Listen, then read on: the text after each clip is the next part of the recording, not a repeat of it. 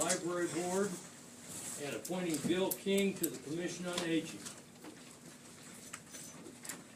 I'll need to recuse myself. Okay? Motion to approve. Okay, is there any questions concerning the consent agenda? All in favor of the motion, raise your hand.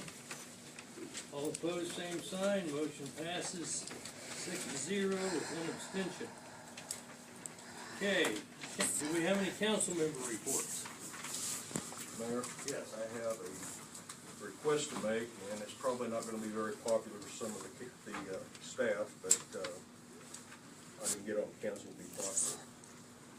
For the last 2 weeks, I've been nothing but bombarded with what is going on with our police department. And the honest answer is I can't tell you because we haven't been able to talk to the chief to find out what it is. I brought it up with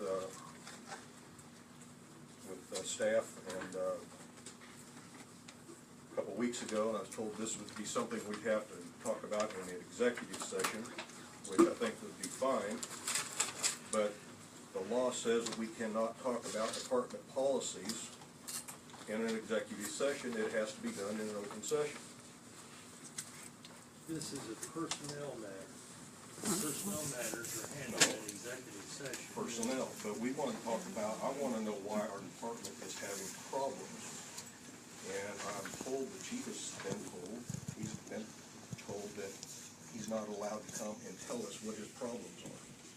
And I know he's got problems because thankfully we got, Sheriff Dellinger has been making a lot of calls inside the city limits. You can just look at the police reports. And these aren't going to get resolved. And this is a safety issue that affects all of us. And I'm looking at that. I don't care about looking about blaming anybody. I'm not making any accusations that anybody has done anything wrong. I want to make that quite clear. But I think it's time that he tells us what's wrong with that police department so we can start fixing it before it gets any worse. Well, Dan, we don't have the police department on the agenda tonight. All you gotta do is put him on there. He is not on the agenda. Well, let's put him on there tonight. We don't do it that way. Why not? I'm sorry, It's the son. same thing. We called you not. That's because Howard wouldn't put him How on long there. are you going to ignore it? I'm not ignoring it. Yes, you are. You've been ignoring it for 5 years. Why are you putting it off? What I'm going to suggest tonight is I am going to make a motion that we hear Chief Couch tonight, if the rest of you.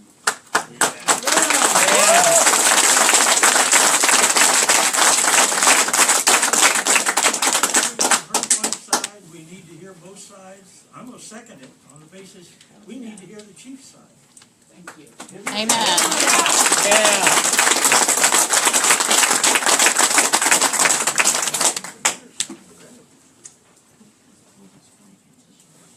Okay. Now, I, quite frankly, we're bringing up an item that is not on the agenda. We're making a motion. We've got a second. And so, and obviously we got an audience out there that really wants us to do something. Yeah, That's why we're here. while we're here. Howard don't own this town. Yes, he does. Not yours. We are why you're here. You know what? Let me tell you. The people's spoken. No. Yes, they have. They're here and they're showing it. I You work for us. The people have spoken when they elected these people to the council. They're here It's speaking called right an now election. too.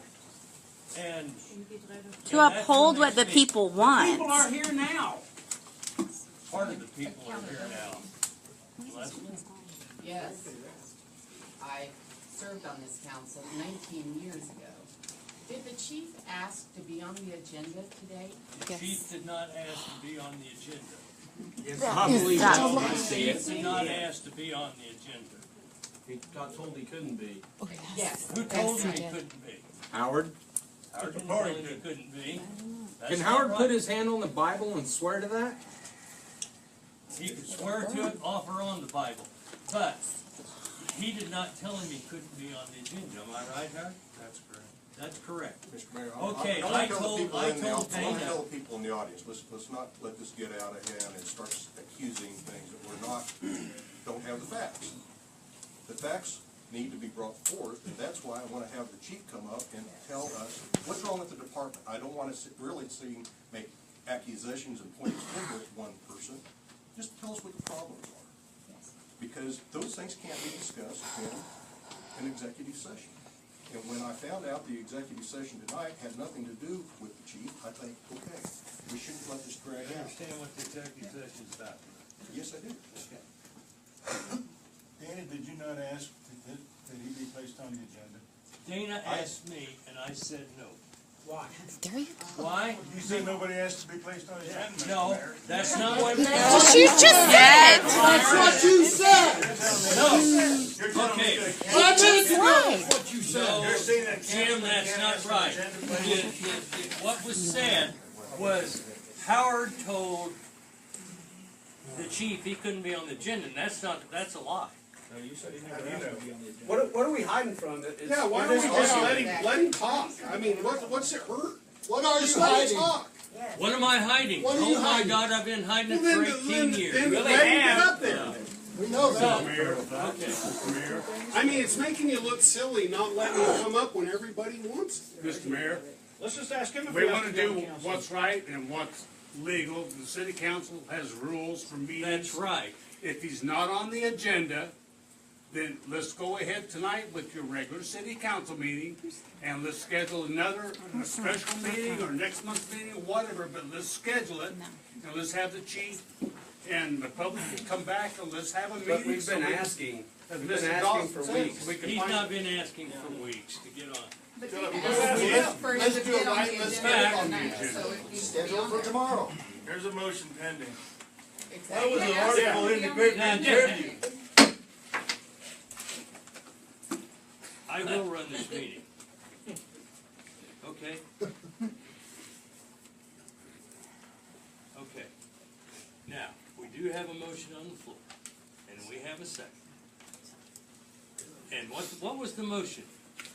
Let Chief Cass address us on the problems at the police department. At the police department, Yes. not anything else. You What- trying to censor people? Problems at the police department. And I would So like to he know is, what they and are. he is the chief, and so I are would they. like a report on why, or what are the problems at the police department? They have a lack of staff, and there are problems. I'd like to know what they are. So would we. If he has an individual problem with one specific individual, that should be taken an executive session, and that ought to happen as soon as possible as well. But basically, we need to have him in front of here to tell us what are those problems and why are they happening. That's right. Yep, yes. Get her done. Yeah, we got all night. Okay, question's been called. All in favor of the motion, raise your hand. All opposed, same signs. Mr. Mayor, I'd like to speak.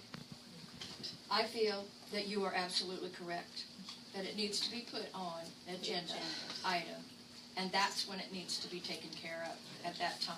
We asked. Yes. I called up here. You just said Dana asked. Yeah, put it Dana asked me, on. and Everybody's I asked. did not put it on. He put it off.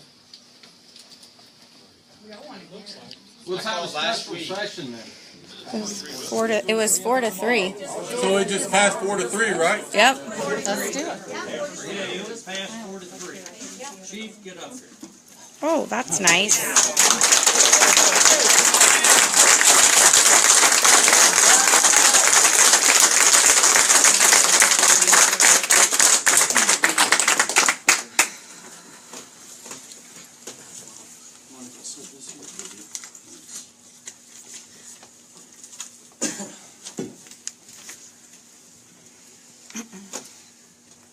Appreciate y'all taking the time to hear from me tonight. We've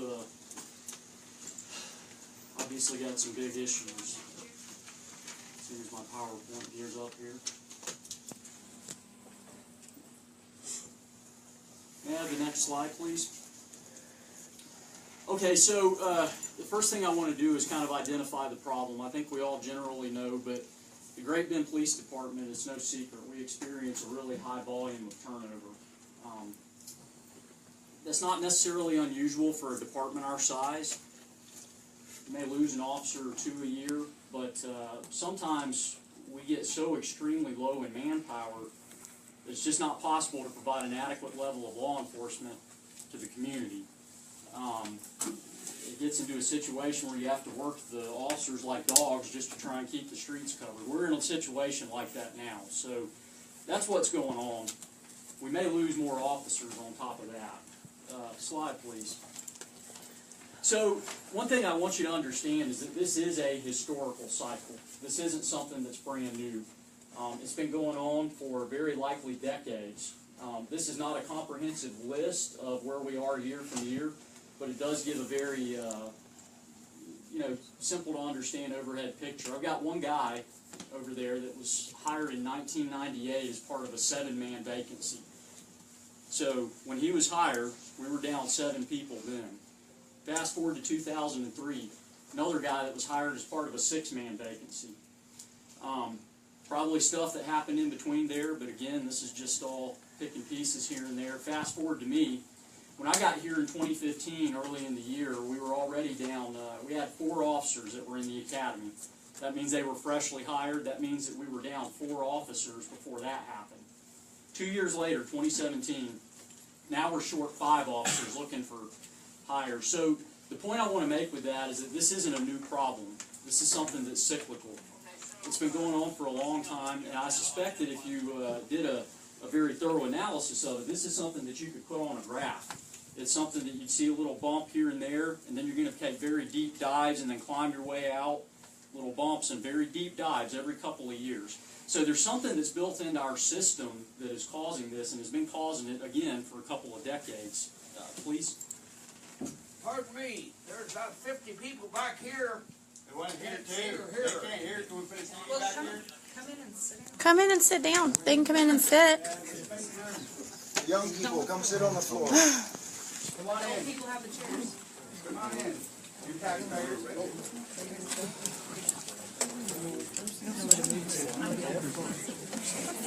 Have a seat.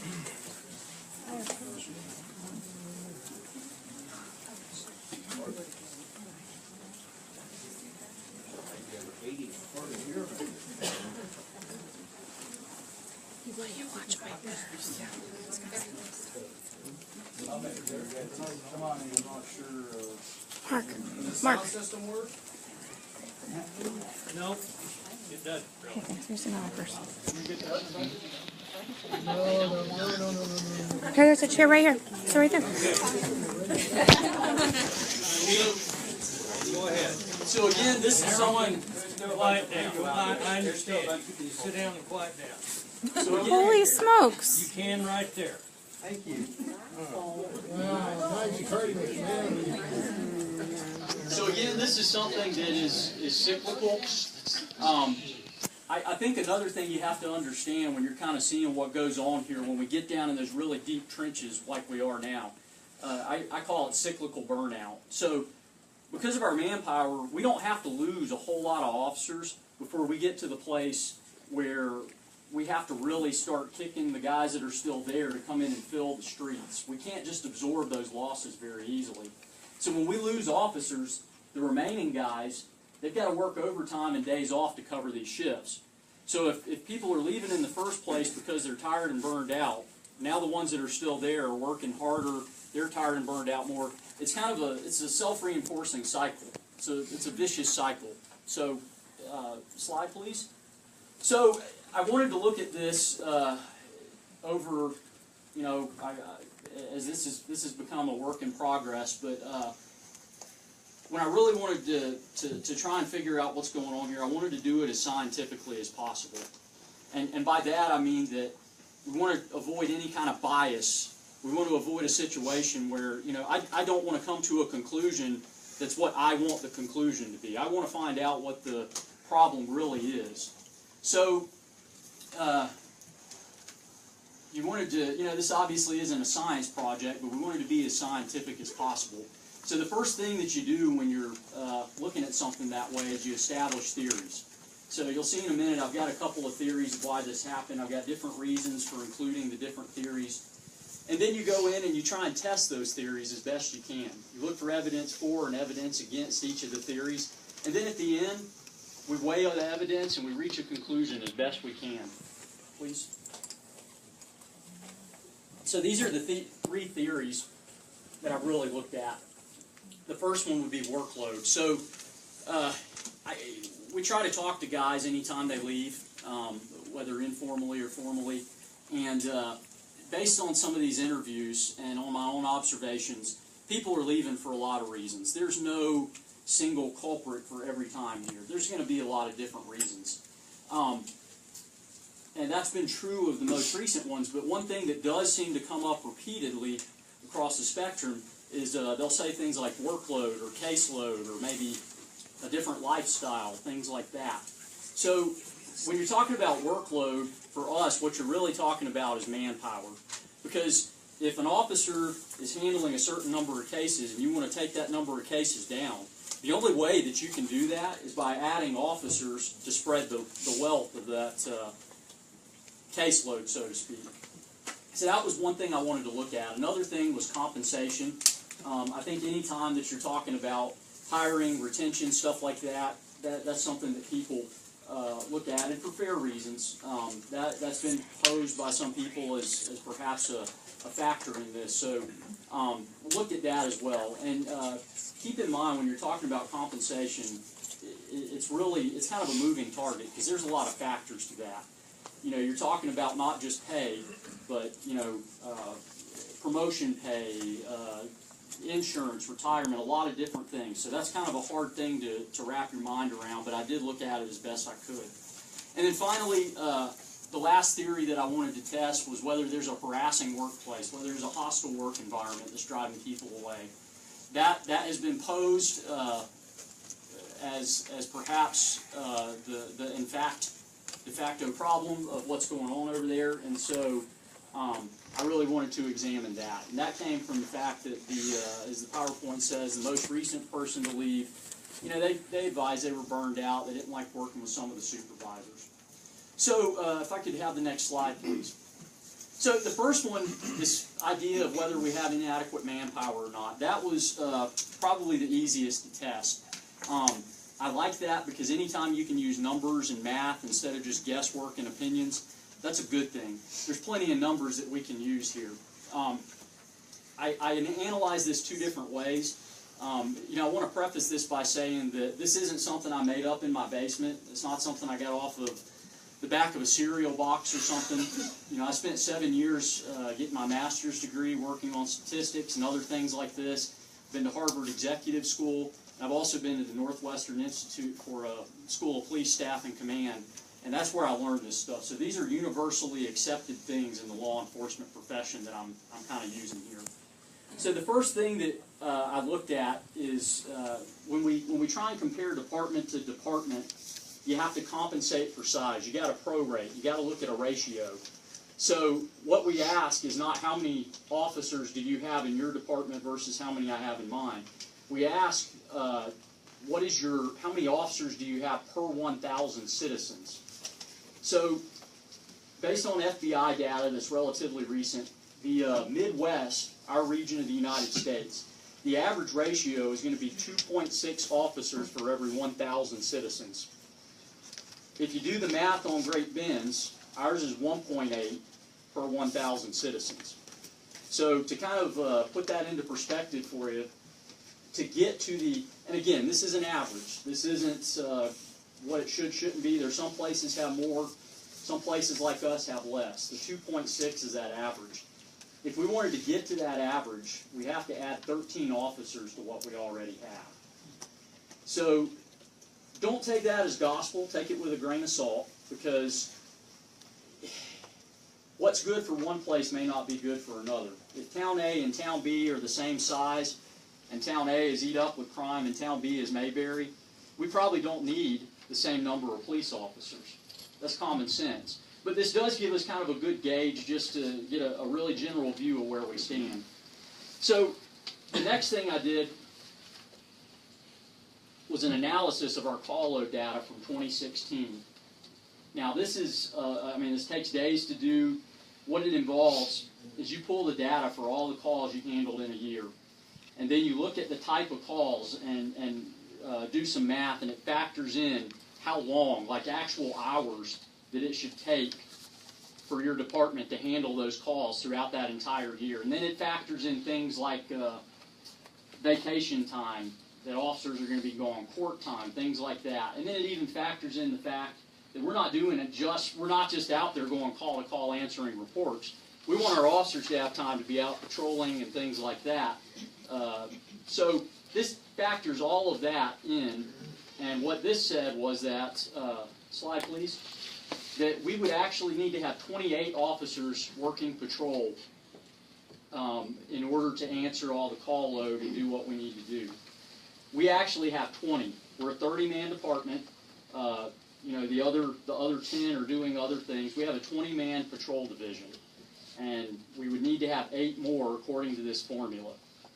So, am I telling you that I think we need to run out and add 8 officers and spend all the money for that, or that we need to add 13 officers? I am not. That is obviously not my decision. It's as much a political decision as it is. There's so many factors that go into that, and it bears great discussion. I give you that data because I think what it does tell us is that whichever measure you use, there's probably something going on here. We're probably undermanned. So if I could have the next slide, please. So as I said, as we finish each of these hypotheses, I want to line them up and look at the evidence for and against. So again, that first method, the first 2 methods, they're telling us that however many we need, we're probably short. Again, one thing that keeps coming up from people that resigned is that a high call load was one of the reasons they left. I make a real effort whenever possible to try and keep my ear to the ground. I want to spend time with the officers. I want to patrol. I want to do things like that because I want to know what's going on. I don't just want to be locked up in my office.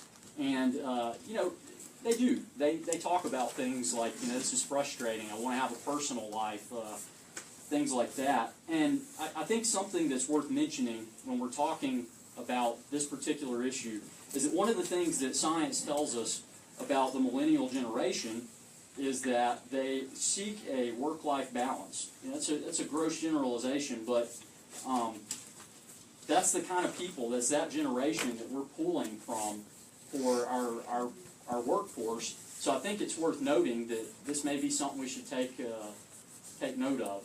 And then finally, I would just mention also too that our department manpower has not increased over the years. It has actually decreased. I don't know the particulars, but I do know that I think 5 or 6 years ago we went from a 32 to a 30 sworn officer department. So, did you have a question, sir? Oh, my apologies. The slide, please. So, moving on to the next theory, whether compensation and all the things that compensation involves, whether that has anything to do with this. Lieutenant Beaverly and I, we're kind of the ones that are responsible for recruiting. And we've gone to some job fairs recently, and some of the things that we went to a couple earlier this year. One of them here was local, and we seemed to hand out plenty of applications here at the local one because we were the only cops there. Then we went to one in Sterling at their college, and there was nothing but law enforcement agencies there, and we really had a hard time to get anyone to even talk to us, much less get any bites. And the people to the left, right, front, and back of us were all offering a good bit more than we did. And, you'd like to think that people don't care about that when they come to work, but, I think they probably do. For a frame of reference, I'd point out that there's two similarly sized agencies. They're both about an hour away from us. They both start $1 to $2 an hour more than us. Also, both of them have KP&F retirement. And one of these chiefs that I spoke to, he said, yeah, absolutely, we couldn't keep people before, and now we're getting our positions all filled. It's helped us, according to him. If you're not familiar with KP&F, what KP&F is it's the high-risk version of KPERS. It's the state's version of high-risk retirement. That's not uncommon throughout the United States to have these types of programs that law enforcement officers are privy to. And I think the thinking behind that is that being a firefighter, a police officer, something like that, you probably can't do that as long. You really don't want to be a patrolman into your 60s necessarily. Some guys could do it, a lot more probably couldn't.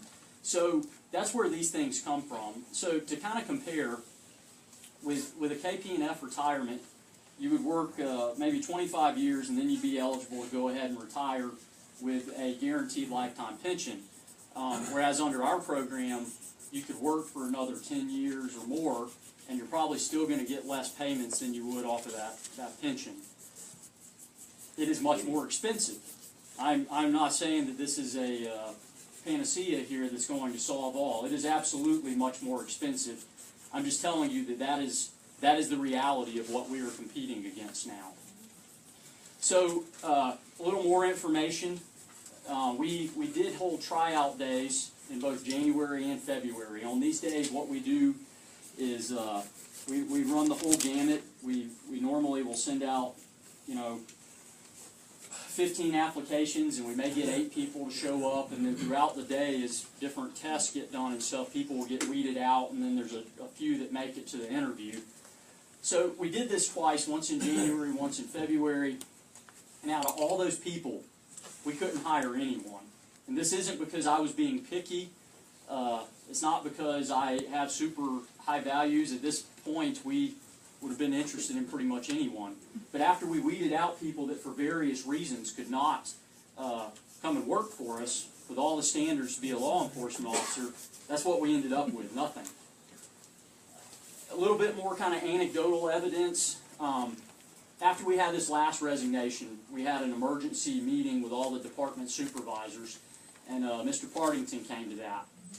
So as we were sort of batting around these ideas and some of the things I'm discussing now, some of the challenges, he looked at the pay scale, the city pay scale, and he determined that apparently the bottom end of the pay scale, which would be for us the starting pay, that should have gone up 4% every year, just like our salaries go up 4% every year. So he went back and made some changes to that, and it bumped us up $1, $1.50, somewhere in that neighborhood. And again, I don't have it broken down scientifically, but from what we can tell, we're getting more applications just because of that little bit of a bump. We did have a more recent tryout day a couple weeks ago, and we think that we found 2 we can hire. They're not through the entire background and all the other tests and processes yet, but it looks like it got a little better from that. Slide, please. So I want to point out a couple of things here, just really as a side note. Again, compensation, I'm speaking very generally. This is a very complicated issue, a lot of moving targets, because you got to ask, how does my compensation, my pay, along with my retirement, along with my insurance, how does those 3 things stack up against someone else? Really hard to do. That is beyond my wheelhouse. Typically you have to hire a consultant that is an expert in those things to truly give you a proper idea about what's going on there. I can tell you, generally speaking, that I feel comfortable telling you that our compensation at the bottom end is probably low. I don't know much about in the middle. I can tell you, I don't know if this needs to be said or not, or if anyone's thinking it, but I can tell you I'm not hoping to get anything out of this. I'm taken care of just fine. You guys are treating me plenty well as far as that goes. If a compensation study showed anything, changes need to be made to my salary, you can ignore it, take the money, use the resources elsewhere. I don't want to gain anything personally out of this. So I think the bottom end, I'm comfortable where that is, the top end. But if we really want to get into the mud and the water, on all that stuff in the middle, you know, with veteran officers, lieutenants, sergeants, stuff like that, we really need to do a professional compensation study. Just a side note. So, if I could have the next slide, please. So, stacking these up. So, our evidence for that one is that, you know, we do know recruiting is difficult. We look at other comparable agencies. They at least seem to be, they at least seem to have better compensation, at least when we look at things like the starting salary and the retirements. We know that the recent starting salary increases seem to increase our applications. So those are things for. On the against column, one thing that is a little bit troubling maybe with this when we look at it is that officers who have recently left, out of the bunch of them, there's been several that have actually gone and taken a pay cut to go somewhere else. And I have some ideas on that, so, you know, maybe I'll come back to that, but that's just something to chew on. Please. So, let's look at number 3. So this idea of a harassing work environment that's been proposed, a hostile work environment. Just by way of background, I want to make very clear that our department takes any complaints, internally, externally, whatever, very seriously. Some of the guys that work for me would probably tell you that that is to an excess. If you look at our policy manual, we make it incredibly easy for a citizen to come and make a complaint if they want. That is something that we feel is sort of one of those blue ribbon things you have to do. We're going to investigate anything that anytime we have reason to believe something bad's going on, we're going to look into it. And that goes for the internal stuff too. I can tell you that during my tenure, I haven't really seen any significant complaints come up about that. So this is sort of a new thing to me. Where I think this is coming from is that a recent officer who left said they didn't like the work environment. So if I could have the next slide, please. So I want to talk a little bit about the details on that. We did have one guy that left recently and didn't like working, you know, with a specific supervisor mostly. And the city administrator contacted him at a later date a couple of times and finally got him to kind of try and give him a specific of something we could hopefully look into. And this was something that happened 2 years ago. One time, someone said something mean to him in the squad room. So, to my knowledge, that is the only thing that has really, these two, or, you know, this one thing is really the only thing that would lead us to believe that we have a hostile work environment over there. I can tell you that I literally have lost sleep about this because I want these guys and girls to be happy if at all possible. We can't always do that. We're not running a carnival. But I lost a lot of sleep over it. And I've done some soul searching, and I've looked, and I've figured. But the problem is some of this other stuff in the right column comes up too. Approximately a year ago, I remembered, we conducted what's called a reverse evaluation. Now what that is you go back, and it's basically an anonymous survey. And it's just a good thing, I think, as a manager to do just for the heck of it every once in a while. Make sure there's nothing falling through the cracks. So we went through and did this about a year ago. It's basically an anonymous survey, and everybody's supposed to fill it out on all their supervisors. Now, what you would expect on something like this, and what has proven true in this particular survey, is if there's a pattern, if there's problems, you may see a guy, one guy, two guys, whatever, that, you know, people don't get along, they may mention that, but you'll typically see a pattern in something like this if you have someone that's a bully or just whatever. Didn't see any of that in there. So when I remembered that, I went back and looked at that. And I think the other thing worth pointing out is that of the recent resignees that have left, that's the first one that I am aware of that have made any mention of issues with supervisors or anything like that. These guys have typically left on really good terms, and, you know, sorry, it's just not for me, and then whatever their other ancillary reason is. And then I think the final thing that you got to think about with this is we're looking at something that is a solution for a long-term problem, something that's been going on for decades, and we're talking about something that would have dealt with individual people. who may not have even been at the department in decades when this was going on before. So that becomes problematic, I think. If I may have the next slide. So I do want to say this, though. Final note on the harassment. Does this mean that there's absolutely no disagreement, discontent, or harassment at the police department? Am I telling you that that guy is lying? No, I'm not saying that. We're not a utopia over there. You know, I think any workplace is going to have problems. And again, if something comes up, we want to address it. I'm not saying that we don't have our problems. What I'm saying is that when you take all the evidence together, you're going to have a real hard time making this explain all of these problems that we have with turnover for so long. So, and if I could have the last slide. So, you know, as far as conclusions, the council is obviously welcome to reach your own conclusions based on, you know, everything I told you or anything else you found out. My belief is that we've got kind of two different things going on here. I think that the recruitment issue, it's very clear to me, my professional opinion, the recruitment issue is, well, let me back up. The retention issue, I'm very confident, is due to inadequate manpower. We need to have a lot more guys doing the volume of work that we're doing out here right now. What's happening is we are just burning people out, and then they go somewhere where they don't have to do that. They can have a little bit of a life, sometimes even if it means a little bit of a cut in pay. Now, the recruitment issue, that's probably due to compensation. Now, does the compensation issue, does that play a role also in the retention?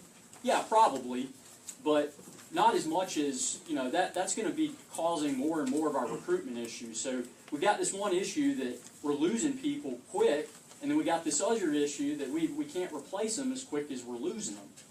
So I think that's what's going on. I think that our recruitment and our retention problems at the police department are due to compensation and a lack of adequate manpower, respectively. I think that all the evidence points to that, and I think that that's more important than whatever I might want the reason to be. I could be wrong, based on the evidence that's available to me right now. I don't believe that harassment is why the police department's having such a huge turnover issue. The thought I do want to leave you with is that this crisis I've described is real and is dangerous to both the police officers and to the community. Our officers are being grossly overworked, and we don't have the manpower to provide the community with the service that they deserve. And I am just so sorry to be standing in front of you and throwing this at your feet right now, seemingly to you, no doubt, out of the blue. But I believe that we need a lot more officers for quite some time. I believe that we need to take a serious look at our compensation package for some time, too. I've requested both of these things on numerous occasions, and I've been denied. I've been chastised whenever I mentioned any of these problems to a council member, to the community. I've even been told that it's my job to keep the council from thinking that the police department has any issues with compensation. I even found an email that I sent back in March predicting that this very thing was going to happen if we didn't take drastic action. So I think that this is a real issue. I think that this is what's causing it, and I don't think that it's going to fix itself. Even if I can magically fill all of these vacant positions that we have tomorrow, which I can't, not even remotely, not a chance. If I could, it's still going to be 9 months to a year before we could get all of these new officers trained and on the road to help. It takes however long to get a spot at the academy, and then we send someone off to the academy for 3.5 months, and then we have to put them through our own field training program for another several months. Realistically, we're looking, if I hire someone tomorrow, 9 months to a year before we can put them on the road. In the meantime, the officers that are still here are all pulling the extra weight created by this personnel shortage. Now, on top of that, even if, you know, again, what I think we've found here is that even if we were at full manpower, they were already overworking themselves. Now we're exacerbating this and getting into this this cyclical burnout that I talk about. this is gonna be extremely difficult to dig our way out of, and I'd recommend that we start taking action as soon as possible to ensure that this never has to happen again. It is preventable. I understand that these things I'm bringing you guys are very complex. I know they're not cheap to fix. I know there are so many other concerns that the city has, different things that need to be done, that need to be paid for. I get that I'm laying a lot of difficult issues at your feet. But the employees at the police department aren't robots or numbers on a payroll. They're real people with real families and human limitations. And if we want to build the police department that this community deserves, we've got to acknowledge that and take a serious look at some ways to give this department what it needs to do the job. Okay. Without mentioning or talking about particular names, am I correct that there were a couple of people that applied recently that have already gone to the academy, already been certified, and were not hired? We do, yes sir, we do have several people that, you know, the problem when you get people that are already certified in Kansas, that means that they had to work somewhere else before they, in order to go to the academy, you have to work somewhere. So sometimes you can get good ones, and sometimes they're certified without a job for a reason.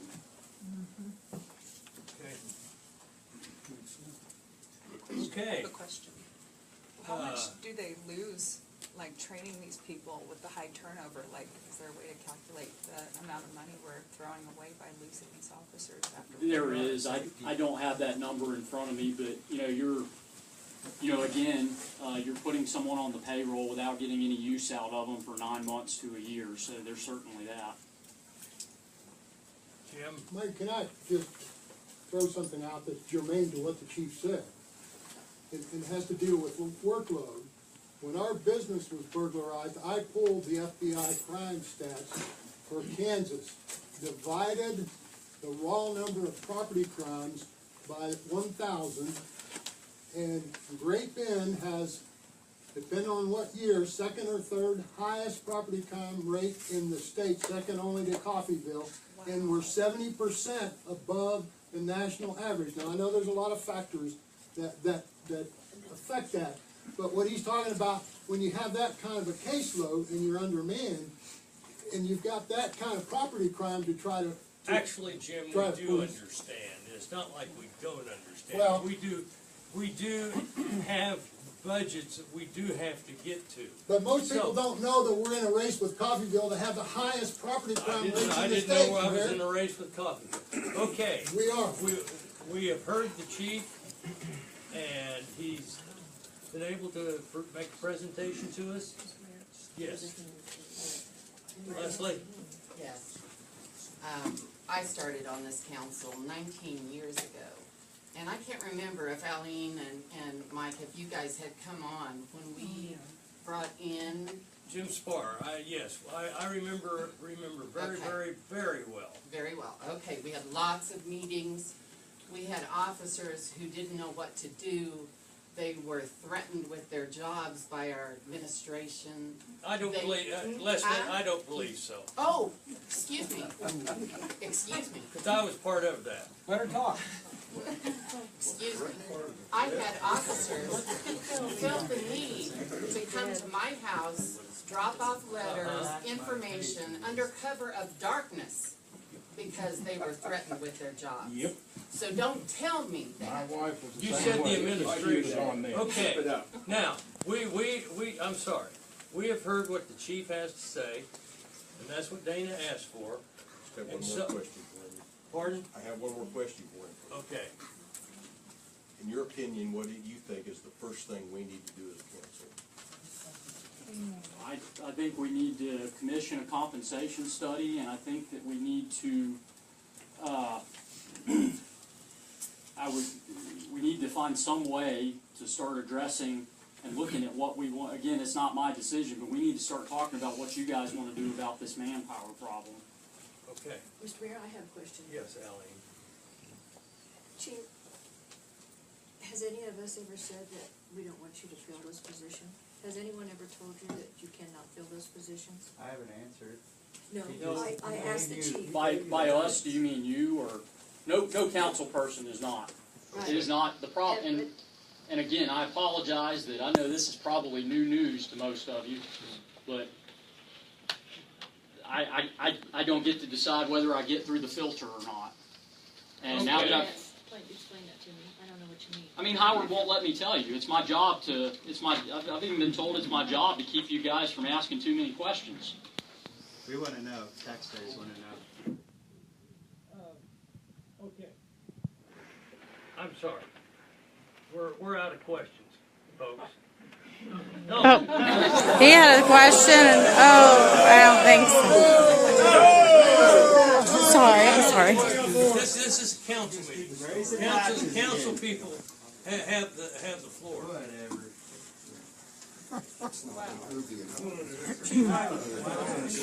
Hey, Everybody else got to ask questions. Hey, you be quiet. I got the idea that you want to go out? Yeah, I'll go out. You can censor me, that's cool. You already did it to him. can I go ahead? I think this guy should be able to ask a question. We got the idea that you'd had a change of attitude from the time you were hired up until now. That attitude being not interested in seeing that the department advanced. Now, this seems to be entirely contrary to what you said here tonight. Were we misinformed? If that's what you were told, you were certain you were lied to. You still want to keep it going and make it work. Look at all the drug buses. Sir, if I didn't care about this council, I wouldn't be limping through this last couple of weeks, having to, my work life has been a living hell since I dared to disagree.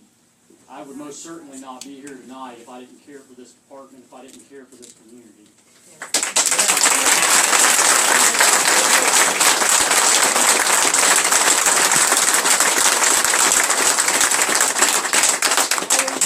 This crap if he didn't want the job. Yes.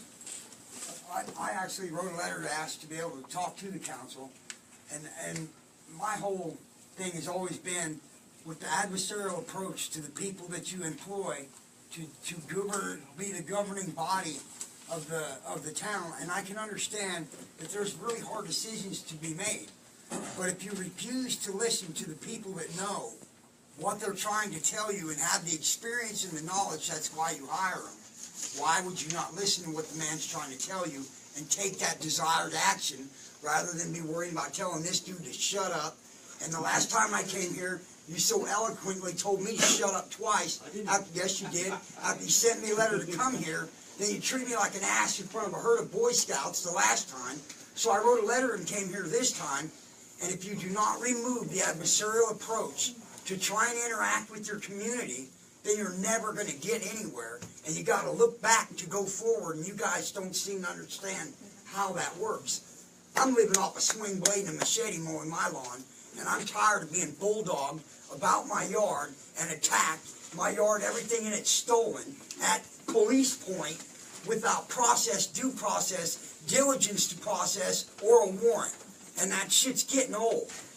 And it's not necessary. No, let me finish my sentence and I won't say another word. I've never refused complacency to anything. There ain't a cop here that doesn't know me, that knows I won't get in the car the minute he opens the door, and they all know me very well. I've been in the door plenty of times. Okay. I accept my consequences for my actions. But if you guys keep doing what you do, like that the rule doesn't matter for you and how you enact your policy, I don't have a problem with ordinances, you need them.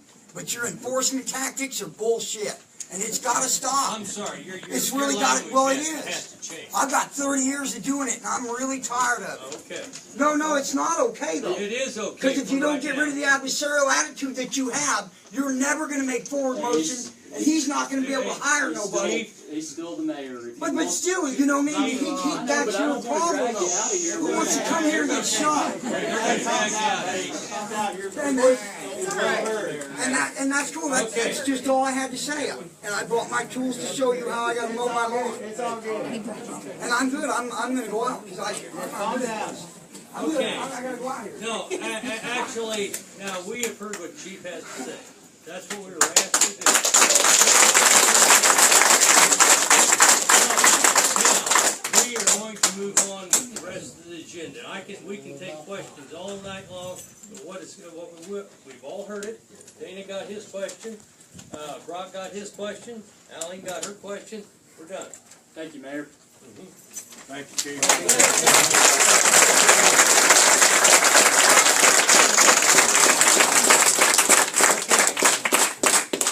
Next item, we're finished. Next item is the city administrator's update. Howard? Tracy.